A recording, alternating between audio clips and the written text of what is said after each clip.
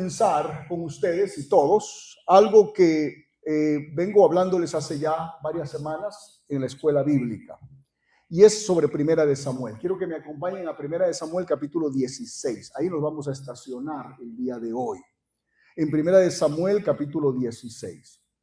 Para todos los que no han estado con nosotros siguiéndonos en todos estos estudios bíblicos semanales, el libro de Primera de Samuel es fascinante. Especialmente Primera de Samuel, todas estas semanas ya hemos visto el rol de Samuel. Estamos viendo la degradación del carácter de Saúl y ahora estamos comenzando a ver el ascenso de un joven llamado David.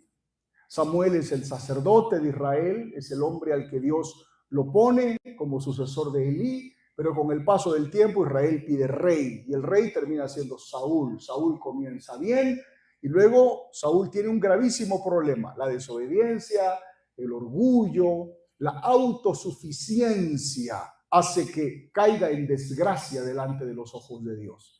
3 veces Dios lo perdona. La primera vez Dios le dice, le había dicho Dios a través de Samuel a Saúl: no vayas a la guerra hasta que Samuel llegue y ofrezca el sacrificio. Y como Samuel se demoraba en llegar, Saúl en su desesperación, él lo ofreció. Y Dios le llamó la atención por su impaciencia. Y le dijo, por cuanto no has obedecido, tu reino iba a ser para todas tus generaciones, ahora no. Ahora solamente tu reino será mientras tú vivas. Su segundo pecado fue cuando manda a su pueblo a pelear la batalla y no quiere que su pueblo coma y los hace morir de hambre. Tanto así que su hijo Jonatán, su propio hijo, se enoja contra su papá y le dice, ¿cómo es posible? ¿Cómo es posible que tú quieras que este ejército pelee una batalla y los mates de hambre? Comienza a volverse un hombre totalmente insensible a la realidad y la necesidad de su pueblo. Y el tercer pecado que estudiamos hace unas semanas atrás es el pecado de la desobediencia. Dios le dice a través de Samuel a Saúl, ve a Amalek y arrasa con todo, mata todo. Y Saúl va a Amalek y destruye lo que él le convenía. Dejó a los animales, los dejó vivos, a los carneros, a los animales más gordos, y dejó vivo al rey de Amalek. Y cuando Samuel llega y ve la desobediencia, Dios habla a través de Samuel y le dice, se acabó. Es más, te había dicho que tus sucesores no iban a ser rey, ya no, ahora tú serás cortado. Por eso es que ya no siquiera termina su reinado en vida. Eventualmente Dios levantaría a otro hombre, y ese otro hombre es David. En el libro de Primera de Samuel, capítulo 16, está el momento donde Samuel unge a David. Ahora, antes de poder entrar a ello, hermanos, es importante que ustedes entiendan que Samuel, a pesar de que no estuvo muy de acuerdo con que Saúl fuera el rey de Israel, porque Samuel quería que Israel entendiera que el único rey era Jehová de los ejércitos, a pesar de ello, Samuel era un hombre que amaba y llegó a amar mucho a Saúl. Cuando Dios desecha a Saúl, Samuel se pone triste y se pone a llorar. Y en el verso 1 de Primera de Samuel, capítulo 16, síganme con sus Biblias todos o sus aplicaciones, o sale en la pantalla los que están en el auditorio. Dice la palabra del Señor, dijo Jehová a Samuel, y aquí está la pregunta de Dios a Samuel, ¿hasta cuándo llorarás a Saúl, habiéndolo yo desechado para que no reine sobre Israel? Queda bien claro allí, hermanos y hermanas, que es Dios el que pone y quita reyes, que es Dios el que levanta, pero también Dios es el que desecha. Y este principio tiene que ser claro para todos nosotros. No somos los hombres los que nombramos hombres. Aparentemente diera la impresión que sí, pero es Dios el que los pone y Dios es el que los desecha. Entonces Samuel está llorando por ello y Dios le da la tarea y le dice en la parte del verso 1, llena tu cuerno de aceite. Era común que los sacerdotes fueran a ungir a alguien. Y le dice, llena tu cuerno de aceite y ven, te enviaré a Isaí. Isaí es el nombre del dueño de la casa donde Samuel va a ir.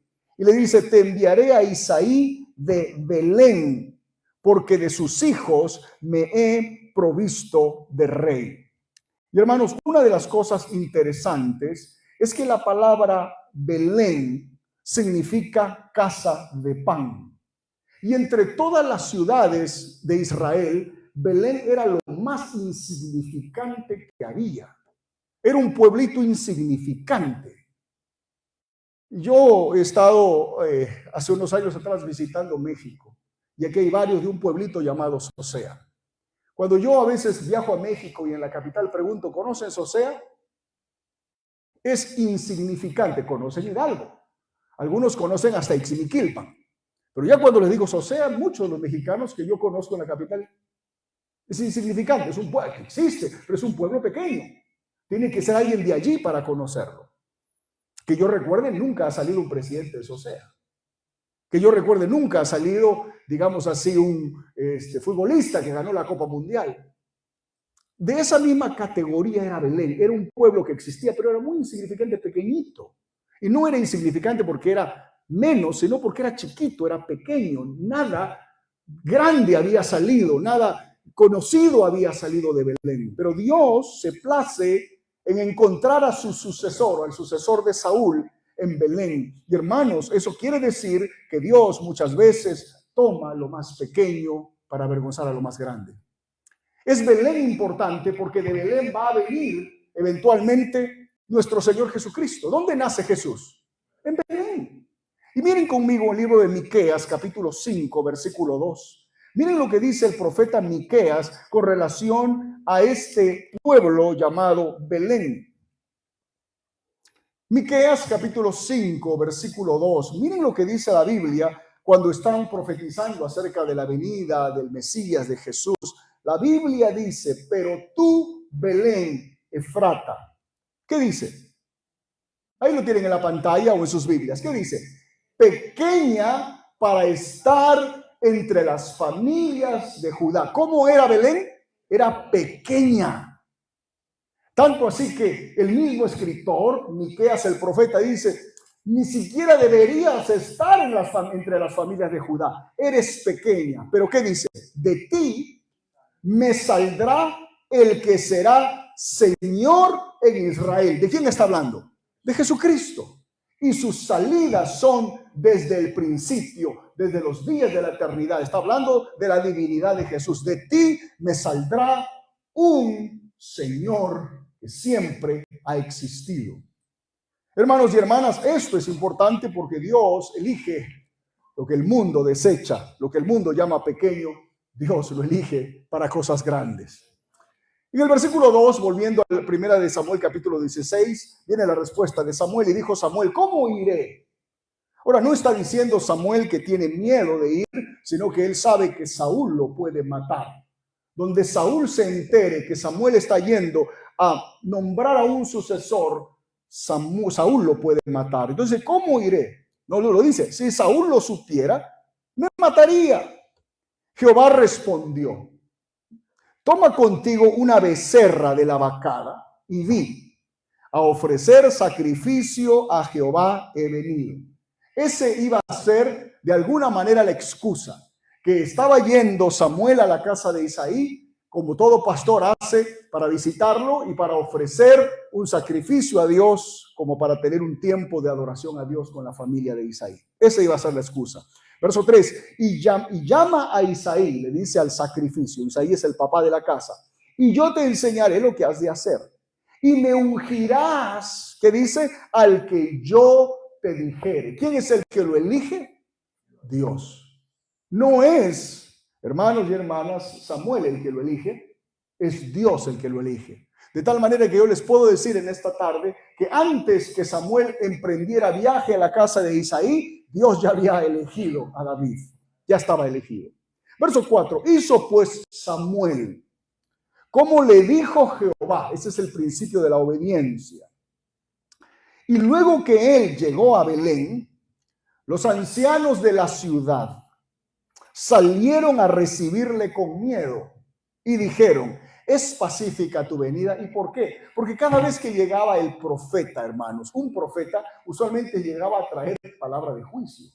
Entonces, cuando ven llegar de un momento a otro a Samuel, a un pueblo tan pequeño donde nunca Samuel había llegado, los ancianos, los líderes del pueblo salen y le dicen, ¿hay alguna noticia mala aquí? ¿Hay algo? ¿Estás viniendo en paz o nos estás viniendo a traer alguna palabra de juicio?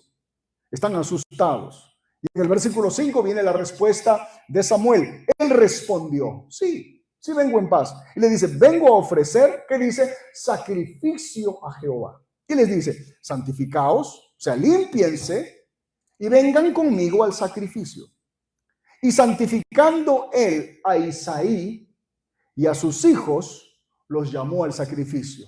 Paro para decirles, hermanos, que nadie podía llegar al sacrificio si no se limpiaba y se purificaba. Qué importante es esto, hermanos, porque de alguna manera nosotros también, como cristianos, a veces vemos la iglesia como, es un domingo más, voy a ir y voy a hacer lo que siempre hacemos, cantar, adorar a Dios, pero qué importante es entrar a la casa del Señor y antes de venir decir, Señor, yo sé que en la semana te he fallado, he cometido fallas, he cometido pecados, algunos pecados pueden haber sido pecados que ni siquiera me he dado cuenta. Limpia mi corazón, prepara mi corazón para que cuando entre a tu casa pueda disfrutar tu presencia. Qué importante es eso. Qué importante es ver que entrar a la casa del Señor no es un ritual humano, es un principio espiritual. Y por eso es que llama a santificarse antes del sacrificio. Y se santifica Isaí, sus hijos los llama al sacrificio, verso 6. Y aconteció que cuando ellos vinieron, todos sus hijos, dice la Biblia que él, Samuel, vio a Eliab. Eliab es el hijo mayor. Y dijo, de cierto, delante de Jehová está su ungido. Lo vio a Eliab, al hijo mayor, e inmediatamente, hermanos, es como si Samuel tuviera en su mente la experiencia que él había tenido con Saúl. ¿Se acuerdan cuando estudiamos esto? A Saúl lo elige Samuel porque lo vio alto, lo vio de buen parecer, lo vio simpático, lo vio joven. Cuando Samuel entra a la casa de Isaí y ve a su hijo mayor, Eliab, me imagino que le viene el mismo pensamiento. Dice, este tiene que ser, es lo más parecido a Saúl físicamente. Y esto es muy común en nuestros países. De alguna manera siempre premiamos al más alto, al más simpático, al que tiene mejor sonrisa, al que tiene más carisma. Pero eso es lo que nosotros vemos por fuera. Eso es lo que le está pasando a Samuel. Y eso es algo que Dios va a corregirlo en el transcurso de esta visita. Verso 7 dice, y Jehová, están todavía aquí, ¿verdad, hermanos? Y Jehová respondió a Samuel. ¿Qué le dijo? Subraye esto en su Biblia. No mires a su parecer, no lo mires por fuera, no mires lo que ves por fuera, ni a lo grande de su estatura, porque yo lo desecho. Estoy en el verso 7. Porque Jehová no mira lo que mira el hombre, pues el hombre mira lo que está delante de sus ojos, pero Jehová mira el corazón. Alguien diga amén en esta hora. Hermanos, aquí está la esencia de este pasaje. El hecho de que Dios no nos ha elegido basado en lo que nosotros aparentamos ser por fuera. Yo le doy gracias al Señor porque aquí hay hermanos muy simpáticos y hermanas muy lindas. Le doy gracias al Señor porque aquí hay gente muy bien presentable. Pero nadie es cristiano por lo que se pone por fuera. Nadie es cristiano ni por su buen parecer, ni por su estatura, ni por su carisma, ni por su ropa, ni por su sonrisa. Nadie es cristiano por lo de afuera. Es más, lo que voy encontrando en este versículo es que lo de afuera puede engañarnos. Está engañando a un hombre como Samuel. Si un hombre como Samuel está cerca de Dios, un hombre que toda su vida desde niño se dedicó a servir a Dios, uno podría decir, ¿cómo se le puede escapar esta paloma, este cazador como Samuel? Es un hombre que toda su vida, si a Samuel se le escapa una, a nosotros también se nos va a escapar. Y a mí como pastor a lo largo de los años se me ha escapado mucha gente que parecía, que decía, bueno, su tamaño, su parecer, su carisma. Y el Señor nos recuerda a todos nosotros que nosotros los seres humanos tenemos un problema. Miramos lo de afuera, es común, es lo lógico. Estamos acostumbrados a esto. Nos gusta y vemos lo de afuera. Hasta en el mundo de los negocios dicen, la primera impresión es lo que cuenta. No nos han enseñado eso, pero realmente eso es lo de afuera. Jehová mira el corazón. Y ahí está la esencia del asunto. El tema no está lo de afuera. Lo de afuera puede ser muy simpático. Pero Dios puede haberlo desechado. Y aquí está la palabra clave. El que lo desecha a Eliab no es Samuel. El que lo desecha es Jehová. Seguimos en el verso 8. Entonces llamó Isaí a su otro hijo, Abinadab, y lo hizo pasar delante de Samuel, el cual dijo, tampoco a este ha escogido Jehová. Verso 9, hizo luego pasar Isaí a Sama. Sama es su tercer hijo. Y dijo, tampoco a este ha elegido Jehová. 10, e hizo pasar Isaí 7 hijos suyos delante de Samuel. Pero Samuel dijo a Isaí, Jehová no ha elegido a estos. Y yo me pregunto, hermanos queridos, ¿dónde estaba David? Porque hace un rato les dije a ustedes que cuando Samuel llega a la casa de Isaí le dice, santifícame a tus hijos y vengan al sacrificio. Si yo llegara a la casa de ustedes como pastor y le dijera, hermanos, inviten a todos sus hijos que Dios ha puesto en mi corazón, que compartamos una comida y luego quiero orar por ustedes. Y si yo le digo, tráigame a sus hijos, usted va a buscar traerlos a todos, ¿verdad que sí? Sería algo llamativo que usted de sus 4 hijos llame 3 y a uno lo deje de lado. O de sus 7 hijos llame a 6 y a uno deje de lado. Lo que no entiendo es cómo es posible que Isaí llama a todos sus hijos y a su hijo David no lo llama. Por años esto ha sido, hermanos, a lo largo de la historia bíblica y del estudio bíblico, una constante búsqueda del motivo. Algunos consideran que David no era hijo legítimo porque era hijo de otro compromiso. La gran mayoría considera que David era un hijo que Isaí había tenido con otra persona, que no era hijo de papá y mamá que sus 7 hijos. Y por eso que algunos consideran que por eso el papá no lo llama. Por eso que lo tratan como el ahijado. Como no, el ahijado no, como lo dicen, como el hijastro. Esa es la palabra correcta, el hijastro. El ahijado está por acá, no ha venido de ahijado. El hijastro, ¿verdad? Es el medio hermano. Y quizá aquí les hablo a todos, hermanos, los que en algún momento han tenido esa experiencia. Hay veces donde no ha sido mirado bien por su familia, por sus propios padres, por sus medios hermanos. No deje usted que su autoestima sea dañada. Porque los hombres podrán evaluarlo, pero no importa lo que los hombres piensen de nosotros. Lo que importa es lo que Dios piensa de nosotros. Porque todos ellos pueden rechazarlos a ustedes, no importa, pero Dios los ha aceptado. Y es interesante, hermanos, que no llaman a David. Y viene una crisis para Samuel. ¿Y ahora qué pasó? Me dice Dios que venga y elija al sucesor, y he orado por todo y no hay ninguno. Entonces le hace la pregunta, verso 11. Entonces dijo Samuel a Isaí, le pregunta a Isaí, y le dice en el versículo 11, ¿son estos todos tus hijos? Y él respondió, queda aún el menor, el último, que apacienta las ovejas, que cuida las ovejas. Y hermanos, aquí es interesante esto, y es muy interesante que podamos entender esto, porque muchas veces nosotros mismos no entendemos todo este principio. Por momentos diera la impresión como que la Biblia dice una cosa y luego dice otra cosa. ¿Tiene realmente Isaí 7 hijos, que son los 7 que encontró Samuel, o tiene 8? Miren lo que dice el libro de Primera de Crónicas, 2, 13 al 15. ¿Están todavía aquí, hermanos? Primera de Crónicas, con sus Biblias. Primera de Crónicas, capítulo 2, versículo 13 al 15.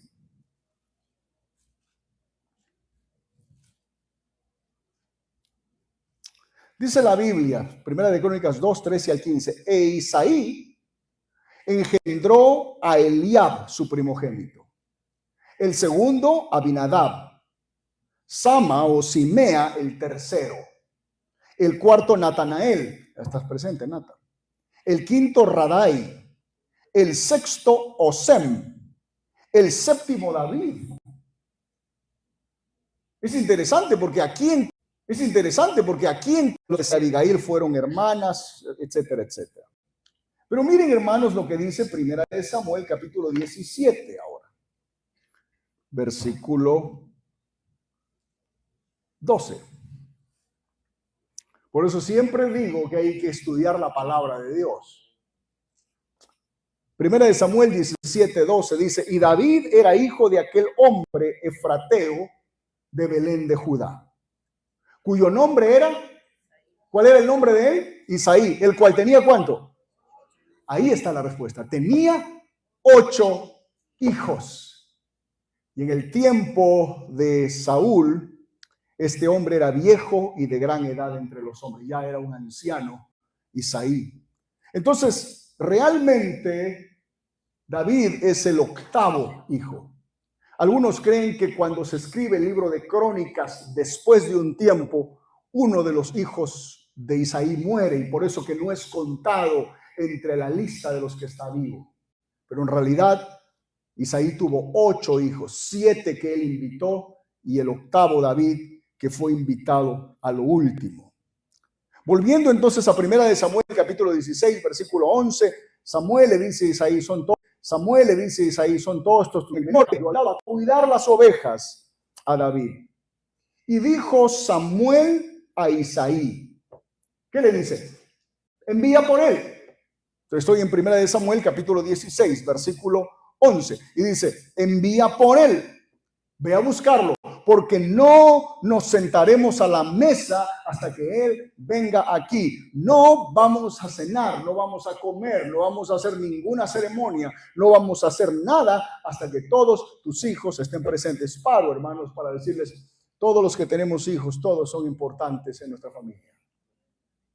Yo sé que hay algunos que nos sacan más canas que otros. No digan amén, pero yo sé que hay algunos que uno dice, Dios mío, se parece a su mamá. Yo sé que algunos dicen, se parece a su papá. Se parece a la familia de mi marido. Se parece a la familia de mi mujer. Yo sé, pero al final del día todos son nuestros hijos. Y aquí les hablo a todos los que en el mundo, en el pasado, tuvieron hijos con otras personas. Les quiero decir a ustedes, varones, ustedes tienen una responsabilidad de amar y tienen una responsabilidad de asumir a sus hijos. Si usted no lo ha hecho porque era un mundano, entendible, estaba enceguecido. Ahora usted está en Cristo Jesús. No se haga el loco. Amén, hermanos y hermanas. No se haga el deseo. No. Asuma su responsabilidad.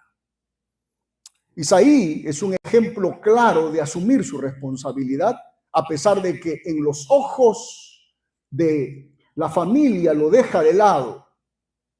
Y entonces lo traen. Y en el versículo 12 dice, envió pues por él. Isaí envió por su hijo y le hizo entrar. Y cuando lo hizo entrar a David, era rubio. Hermanos, la mejor traducción para la palabra rubio en realidad no es la traducción que nosotros tenemos en nuestra cabeza, en la idea de que, David era rubio, de cabello dorado. No. La mejor traducción es que era pelirrojo. Esa es la mejor traducción. David era hermoso porque para el judío era diferente. Era pelirrojo. Su cabello era diferente, era hermoso, era rubio, es la traducción que dice nuestra traducción, pero en realidad la mejor traducción es que era pelirrojo, su cabello era rojizo. No rojo como esos locos que se pintan como payasos, sino rojizo. Hermoso de ojos, tenía ojos hermosos como los de su pastor, hermosos ojos y de buen parecer.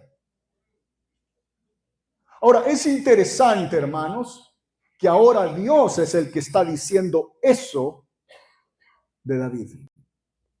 Cuando Saúl había hecho su evaluación había hecho su evaluación de Saúl y de los otros hijos de Isaí, fue el profeta Samuel el que dijo, este es hermoso, este es alto, es de buen parecer. Una cosa es que a usted lo aplaudan y le pongan todas las categorizaciones positivas, el mundo o los hombres. Otra cosa es que el Dios nuestro diga que usted es hermoso. Yo quiero decirles a ustedes, hermanos y hermanas, nosotros somos hermosos porque estamos en Cristo Jesús. Por Cristo es que somos hermosos ahora. Y esto es algo hermoso porque la Biblia nos está diciendo que cuando entra David, es rubio, es hermoso de ojos, es de buen parecer. El que lo está diciendo es Dios, ya no lo dicen los hombres. Y alguien le está hablando el Señor en esta tarde, que a lo mejor dice, bueno, es que yo me siento fea, yo me siento feo, yo no me siento bien agraciado. Eso es lo que usted puede pensar de usted mismo, o el mundo puede pensar de usted mismo. Yo soy el patito feo, no el patito Juan. Yo soy el patito feo, yo soy la patita fea de la familia. No. Usted es hermoso y hermosa delante de los ojos de Dios. Y eso no lo dicen los hombres, lo dice Dios. En Cristo Jesús somos bellos. Entonces Jehová dijo, verso 12, Jehová es el que habla. Levántate, le dice a Samuel. ¿Y qué le dice? Y úngelo porque este es. Alguien diga amén en esta hora. Levántate y úngelo. Den un aplauso al Señor porque este es. Eso se llama ser elegido por el Señor. Quizá en esta tarde, aquí hay gente que está sentada y sabe que Dios lo ha elegido. No es elegido para esto ni para lo otro. Pero Dios te está hablando en esta tarde. Yo me imagino que muchas veces, hermano David, cuidando las ovejas, se daba cuenta que no lo recibían en el círculo familiar, sus hermanos no lo trataban bien porque era el menor. Muchas veces David tiene que haber sentido el rechazo y se refugió en cuidar los animales de su papá. Pero aún así, por más que estaba viviendo un dolor, Dios ya lo había elegido. Muchos de nosotros a veces pasamos crisis, dolores, angustias, tristeza, soledad, traición, desesperación, frustración, ansiedad, miedo, rechazo. Y aún así, estamos elegidos por el Señor. Hace unos días atrás, cuando cada lunes grabo un video que posteo en mis redes sociales personales, y el lunes pasado grabé un video estando en Cancún, reflexionando un poco acerca del matrimonio de Eric y Yesenia, cómo Eric llegó a la iglesia y cómo nosotros lo recibimos no con muy buen corazón. Y de alguna manera cómo nos sentimos incómodos al verlo llegar, a este gringo mayor que entraba sin idioma y quería llevarse a una de nuestras niñas preciosas que teníamos en la iglesia. Y yo los vi a varios de ustedes que pusieron los ojazos grandes diciendo, esto no puede ser, no hay manera, nos vamos a oponer y si tenemos que pelearla, la vamos a pelear. La cosa se complicó cuando él pidió hablar conmigo y me contó su pasado. Yo soy papá de 2 hijas y alguien con ese pasado yo no le permitiría ni siquiera acercarse. Además, llamaría a la policía si fuera así. Y yo batallaba mucho con esa idea. Hasta que un día estaba en mi oficina, los lunes a veces me quedo leyendo la Biblia, orando, y el Señor me llevó al libro de Primera de Corintios, capítulo 1, cuando el apóstol Pablo le dice a los hermanos, ninguno de ustedes los escogió el Señor por ser ricos o famosos o por ser importantes, los escogió porque Dios escoge lo necio del mundo. Yo decía en ese video, el mundo nos pone una categorización, débil, pobre, ignorante, bruto, pecador. Cristo nos ha puesto una nueva categorización, elegidos. ¿Cuánto pueden decir amén en esta hora? Somos elegidos, dicen en inglés, chosen, elegidos por Cristo Jesús. Este es, verso 13. ¿Y Samuel? ¿Qué hizo Samuel? Samuel tomó el cuerno del aceite. Esto era común, lo hacían desde la época de los tiempos de Moisés y los tiempos de Aarón.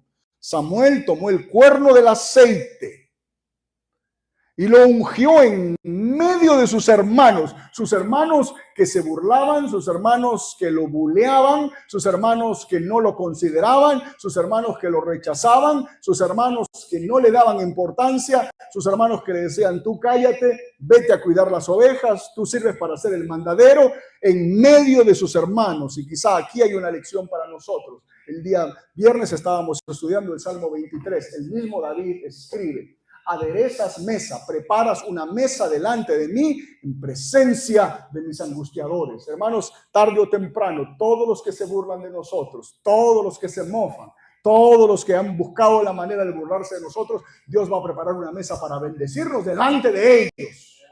Así que usted no se preocupe de que me tienen que ver, me tienen que escuchar, no, usted no se preocupe. Dios va a preparar la mesa para sus hijos, delante de sus angustiadores. ¿Cuántos dicen amén en esta hora? Eso es para todos los que aman la venganza. Por eso dice la Biblia, mía es la venganza, yo pagaré, dice el Señor. Yo sé que aquí hay muchos que dicen, hay gente que a mí me ha dañado, me ha herido, hay gente que me ha traicionado, que se ha burlado. Y no solamente ellos, sino que vivimos una época donde hoy día las burlas y los comentarios salen por las redes sociales. ¿Cuánta gente no se pelea a veces en las redes sociales? Entre familias se están diciendo cosas, tirando indirectas, poniéndose posteos, dañando a uno, dañando al otro. Cállese usted la boca. Dice la palabra del Señor, mía es la venganza, yo pagaré. Y cuando Dios paga, Dios defiende a sus hijos. Hermanos queridos, Samuel toma el cuerno del aceite, lo unge en medio de sus hermanos, de sus angustiadores, y desde aquel día en adelante, el Espíritu del Señor vino sobre David. El Espíritu de Dios. No se olviden que es el Antiguo Testamento. Hoy en el Nuevo Testamento, el Espíritu de Dios mora en nosotros. En el Antiguo Testamento, el Espíritu de Dios venía a las personas para cumplir una determinada tarea. Viene sobre David. Y luego que sucede esto, se levanta Samuel y se vuelve a su casa. Su casa es en Ramá. Y quiero que vayamos del 14 al 23 para terminar este capítulo, porque la próxima semana hablaremos sobre David y Goliat. Hermanos, para el momento en que Samuel unge a David, David tiene 16, quizá 17 años, no más que eso. Es un niño, es un chico.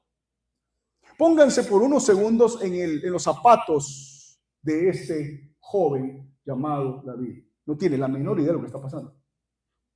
Vamos a ponernos en el caso, si me sigue la cámara, vamos a ponernos en el caso que yo agarro y le digo, Jaime, voy a ir a tu casa y prepárame la carne asada que tú preparas también, voy a ir a tu casa y Dios ha dicho que vaya a tu casa. Y estando allí, llamo a tu chiquito, el chiquito, ¿cómo se llama? Jacob, lo llamo Jacob. Ustedes no saben nada. Y agarro un poco de aceite y lo pongo. Dice el Señor que te ha elegido para ser grande y serás A, B, C, D. Y todo se queda mirando. El mismo Jacob, un niño, me va a mirar diciendo, está loco mi pastor. En vez de venir a animarme, me ha venido a tirar aceite a la cabeza.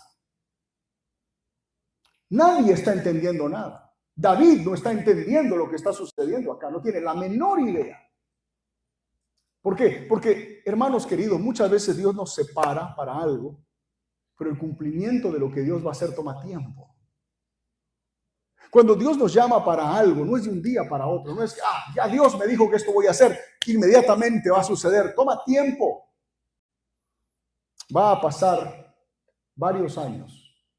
16 años van a pasar hasta que David logra ser rey de Judá solamente, a los 33 años. De las 12 tribus, la única tribu que lo va a aceptar como rey a los 33 años es Judá. 7 años después, a los 40 años recién, las 12 tribus lo van a aceptar como rey. En otras palabras, si a los 17 años lo ungieron y a los 40 años fue el cumplimiento total, ¿cuántos años pasaron de espera? 33 años, o 23 años, perdón. Eso nos muestra a nosotros que hay que esperar en el Señor y servir a Dios mientras Él cumple su promesa. ¿Qué va a hacer David entonces en este tiempo? En el verso 14 nos dice, es interesante que en el verso 13 termina la historia con el Espíritu de Dios viniendo sobre David, y en el verso 14 comienza la historia hablándonos que el Espíritu de Dios se va de Saúl. Eso es muy doloroso. Que el Espíritu Santo se vaya de alguien es algo, o sería algo terrible. En el verso 14 dice, el Espíritu de Jehová se apartó de Saúl y le atormentaba un espíritu malo de parte de Jehová. Hermanos y hermanas, esta palabra atormentar significaba que ya no tenía paz Saúl. Y quizá aquí les estoy queriendo decir algo que siempre les he enseñado. Cuando un hombre y una mujer están llenos del Espíritu Santo, uno de los frutos del Espíritu Santo es paz en su corazón. Cuando un hombre y una mujer no tiene paz en su corazón, entonces viene el tormento, los pensamientos, los recuerdos, lo que pasó, lo que me dijeron, lo que me hicieron. No funciona así. Por eso que el mejor antídoto para que alguien no sea atormentado por el enemigo, y la paz de Dios, dice el apóstol Pablo, que guardará vuestros corazones y vuestros pensamientos. Esa palabra siempre recuerde. Y la paz de Dios guardará vuestros corazones y vuestros pensamientos. Aquí hay un hombre que está atormentado porque el Espíritu Santo, que le daba paz y que le daba convicción y que le daba tranquilidad, se fue. Entonces, hermanos, cuando se va el Espíritu de Dios, viene el tormento del enemigo. Es interesante que la Biblia dice que un espíritu malo de parte de Jehová, el Señor no manda a los espíritus malos. Lo único que Dios hace es levanta su cobertura.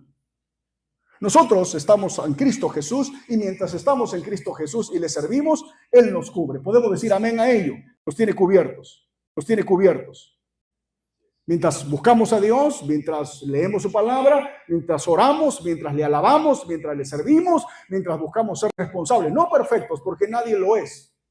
Nosotros no estamos llamando a nadie a la perfección, estamos llamando a la sinceridad. Jesús dijo, los adoradores verdaderos lo adoran en espíritu y en verdad con sinceridad. Así que acá no hay gente perfecta, no estamos buscando perfección. El evangelio no es acerca de perfectos, es acerca de sinceros. Gente sincera que sabe que se equivoca, que le falla, que pide perdón, que vuelve a las sendas correctas, que hace lo que debe hacer. Son gente que tiene la cobertura del Señor. En el momento donde nosotros le fallamos al Señor, lo único que Dios hace es que hace. Quita la cobertura. Y cuando quita la cobertura es lo que está diciendo. No es que el espíritu malo vino de parte del Señor. Simplemente Dios quitó la cobertura de Saúl. Y cuando la cobertura es quitada, hermanos y hermanas, yo no quiero estar en el pellejo de alguien. Es terrible. Es terrible.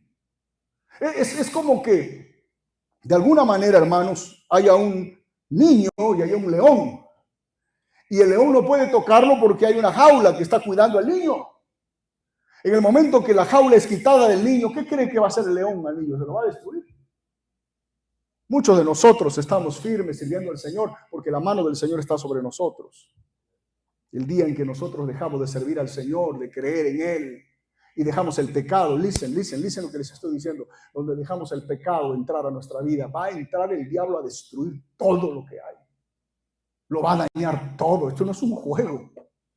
Se los he dicho miles de veces. El pecado de los padres terminan comiéndoselo los hijos y terminan comiéndose los nietos, el pecado. Donde usted deje una cosita y no la saque a su tiempo, eso va a ser una bomba de tiempo que lo va a destruir.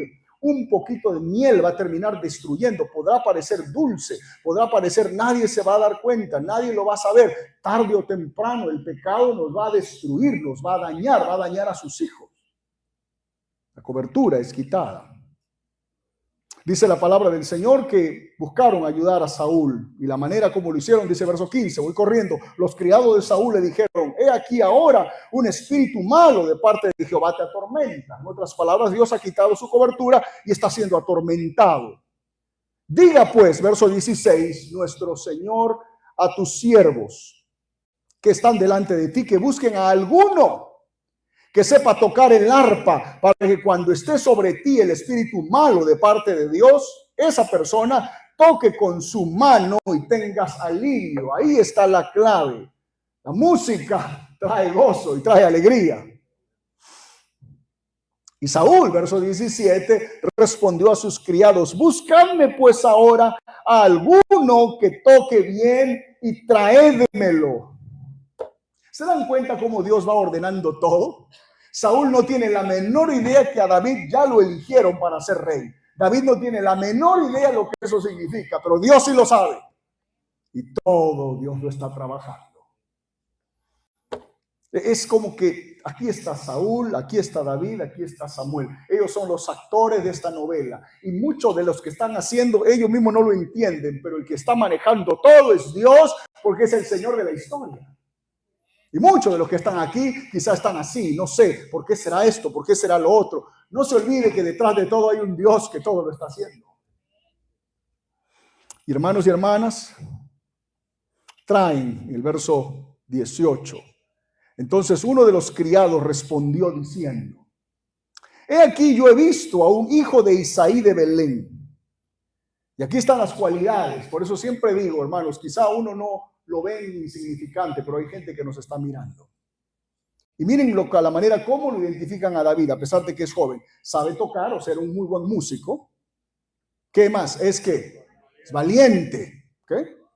Vigoroso es fuerte. A pesar de que era mocoso, era fuerte. Y hombre de guerra, pero si nunca había ido a la guerra. Bueno, luego él nos va a contar por qué era hombre de guerra.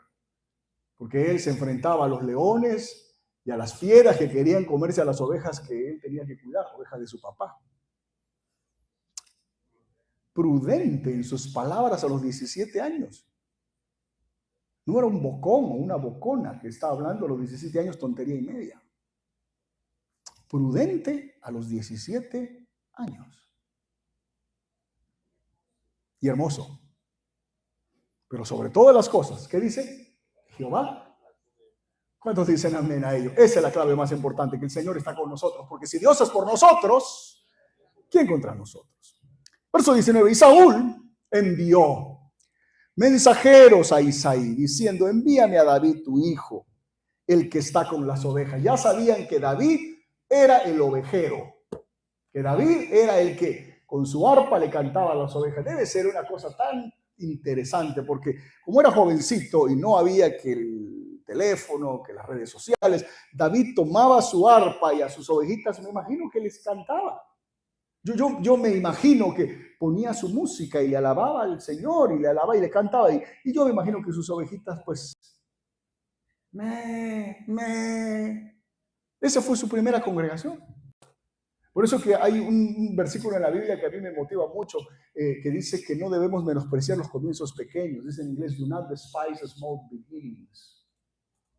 A veces nosotros decimos, pero ¿cómo voy a empezar yo en ese trabajo que me están pagando $8 la hora y trabajando en esto?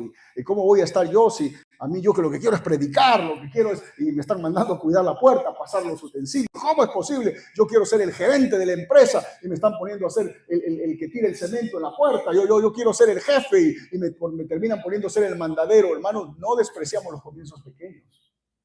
Dios está formando algo en nosotros. Saben que Dios está con David. Traen a David, está con las ovejas. Verso 20. Y tomó Isaí un asno cargado de pan, una vasija de vino y un cabrito. Y lo envió a Saúl, un regalo que le envía a Saúl, por medio de David su hijo. Y viniendo David, verso 21, y viniendo David a Saúl, estuvo delante de él. En otras palabras, estuvo con él. Y Saúl le amó mucho, imagínense. Y le hizo su paje de armas, su compañero. De tal manera que Saúl estaba sentado en el trono y cada vez que se atormentaba y le venían estos pensamientos de muerte, decía, David, tócame algo. Y David comenzaba a tocar. Lo tranquilizaba, su paje de armas. 22. Y Saúl envió a decir a Isaí, yo te ruego que esté David conmigo. Saúl el rey le pide a papá de David que déjame a tu hijo, por favor, pues ha hallado gracia en mis ojos. Déjamelo. No quiero ya que venga y se vaya, quiero que se quede. Tan atormentado está Saúl que necesita que David esté con él. 23. Y cuando el espíritu malo de parte de Jehová venía sobre Saúl, David, ¿qué hacía? Tomaba el arpa y tocaba con su mano. Y Saúl tenía alivio y estaba mejor, y el espíritu malo se apartaba de él. Hermanos y hermanas, quiero decirles a ustedes en esta tarde que la alabanza tiene poder. Miren conmigo el libro de Santiago, capítulo 5, versículo 13. Vamos a ir cerrando esto. Santiago 5, 13. Yo no sé cuántos estén con el mismo espíritu de Saúl, pero la Biblia nos dice a todos los que se sienten atormentados esta misma necesidad. En el libro de Santiago 5:13. Hay dos preguntas que Santiago hace a los hermanos y les dice, ¿está alguno entre vosotros afligido? ¿Qué debe hacer a los que están afligidos? No los escucho. ¿Qué debe hacer? Haga oración. ¿Está alguno alegre? ¿Qué debe hacer? Le pregunto y usted me va a responder. ¿Está alguno entre vosotros afligido? Vuelvo a repetirlo para que lo griten fuerte. ¿Está alguno entre vosotros afligido? ¿Está alguno alegre? Una última vez. ¿Está alguno entre vosotros afligido? ¿Está alguno alegre? La oración y la alabanza tienen poder. Hermanos queridos, la alabanza nos lleva a pelear nuestras batallas. Salmo 68, miren cómo se peleaba. Ya David ahora es rey en el Salmo 68. Y en el Salmo 68 David ahora pelea una batalla con alabanza. Lo cantamos hace un rato cuando estábamos en el tiempo del devocional. Salmo 68, miren lo que dice. Voy a leer los primeros 6 versículos y ahí lo vamos a dejar. Dice la palabra de Dios, Salmo 68. Lo tenemos. Versículo 1, levántese Dios. Es una alabanza, es un salmo. Un salmo es una canción. Esta es la canción de David. Levántese Dios. Sean esparcidos sus enemigos y huyan de su presencia los que le aborrecen. Verso 2. Como es lanzado el humo, los lanzarás a sus enemigos. Como se derrite la cera delante del fuego. ¿Qué dice? Así perecerán los impíos delante de Dios. Todos los impíos se van a terminar derritiendo. Verso 3. Mas los justos, ¿cuántos justos hay en esta tarde? Los justos, ¿qué dice? Se alegrarán. Alguien diga amén. ¿Y qué más dice? Se gozarán delante de Dios. ¿Y qué más dice? Y saltarán de alegría. Marque esos 3 versos, estos 3 verbos. Alegrarán, gozarán, saltarán. Alegrarán, gozarán, saltarán de alegría delante de Dios. Verso 4, por favor. ¿Qué dice? Cantad a Dios. ¿Qué dice? Cantad salmos a su nombre.